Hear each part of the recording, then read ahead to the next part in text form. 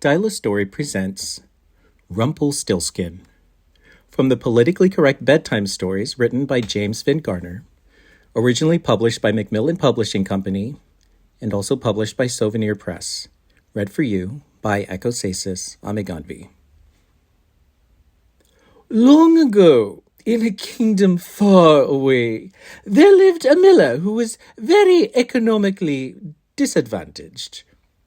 This miller shared his humble dwelling with his only daughter, an independent young woman named Esmeralda. Now, the miller was very ashamed of his poverty. Rather than angry at the economic system that had marginalized him, and was always searching for a way to get rich quick. "If only I could get my daughter to marry a rich man," he mused, in a sexist and archaic way. "She'll be fulfilled and I'll never have to work another day in my life." To this shabby end, he had an inspiration.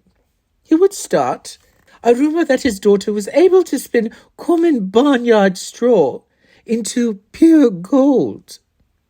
With this untruth, he would be able to attract the attention of many a rich man and marry off Esmeralda. The rumor spread through the kingdom in a manner that just happened to be like wildfire, and soon reached the prince.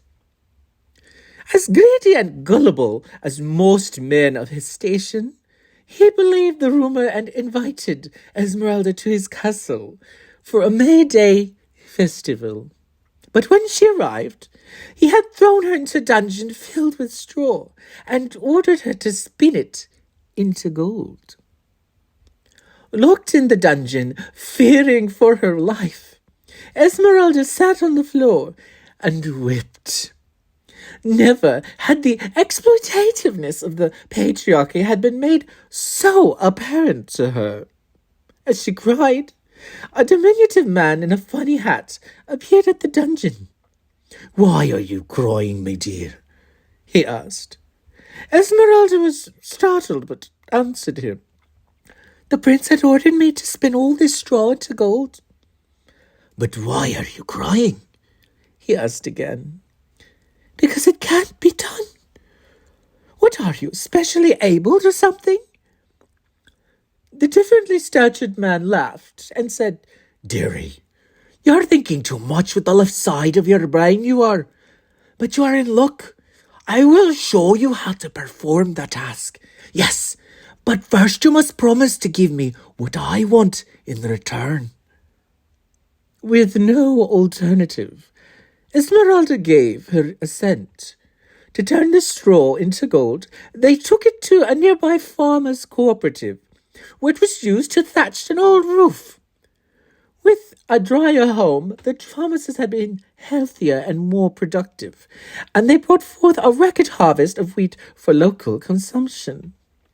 The children of the kingdom grew strong and tall, went to a cooperative school, and gradually turned the kingdom into a model democracy, with no economic or sexual injustice and low infant mortality rates. For his part, the prince was captured by an angry mob and stabbed to death with pitchforks outside the palace.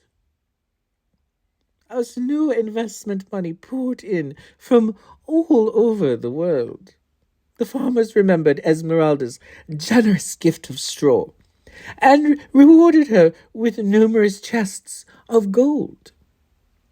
When all this was done, the diminutive man in a furry hat laughed and said, "That is how you turn straw into gold." Then his expression became menacing. "Now that I've done my work, you must fulfill your part of the bargain. You must give me your firstborn child." Esmeralda shot back at him. "I don't have to negotiate with anyone who would interfere with my reproductive rights." The vertically challenged man was taken aback by the conviction in her voice. Deciding on a change in tactics, he said slyly, "Fair enough, dearie. I'll let you out of the bargain if you can guess what my name is." "All right," said Esmeralda. She paused a second, tapped her chin with her finger, and said, "Would your name be, oh, I don't know, Rumplestiltskin?" "Ah!" shrieked the man of non-standard height. But, how did you know?" she replied. "You are still wearing your name badge from Little People's Empowerment Seminar." Rumpelstiltskin screamed in anger and stamped his foot, at which point the earth cracked open and swallowed him up in a rush of smoke and sulfur.